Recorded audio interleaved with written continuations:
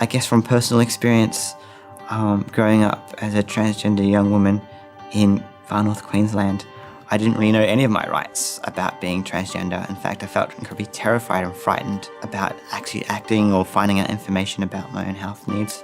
So I hid that part of myself, and that caused a lot of other health effects. Today, I think a lot of young people know their rights more.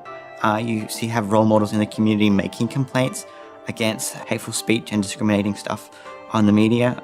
So I guess there are more and more examples of really positive examples of people challenging the law and having something to stand on. I think the Anti-Discrimination Act has absolutely changed the lives of LGBTI Queenslanders. It sends a clear message that discrimination and vilification is wrong and there will be consequences if it happens. It's the government clearly saying that homophobia is not condoned and is not part of our society.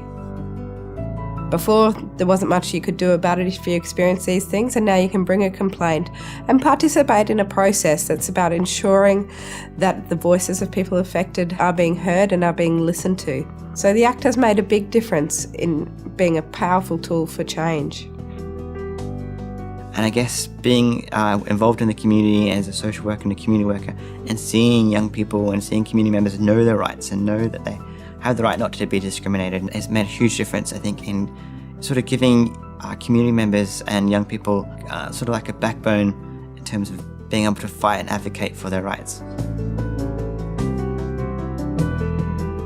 So there's been a number of cases over the years that have highlighted the importance of the Act for LGBTI people in Queensland, like Peters and Constance and Brosnahan, which talk about it's not okay to use words like faggot and pedophile to call a LGBTI person on the basis of their sexuality.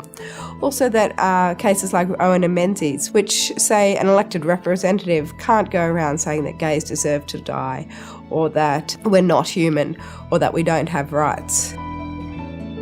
I think that these kind of cases send a clear message to the community that homophobia is not tolerated. Some of the pressing issues that are facing LGBTI people in Queensland include the laws that are still on the books that discriminate against LGBTI people.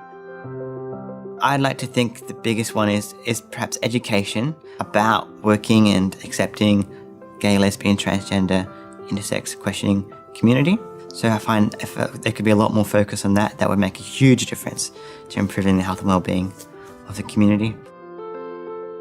The lack of visibility of our relationships and gender identity, which means that we don't get adequate service provision and that policies and procedures fail to meet our needs.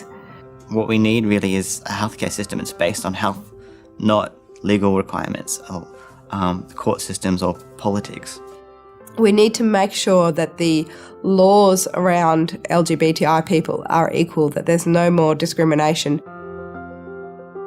I think it's time now for us to take the next step in terms of visibility and start actively considering what do we need to create a more equal society in Queensland. In my experience of discrimination and stigma that I faced, and my experience of lacking access to services, I really wouldn't want to wish that on anybody else. I feel this deep desire to sort of help do whatever I can to make it more accessible for the community.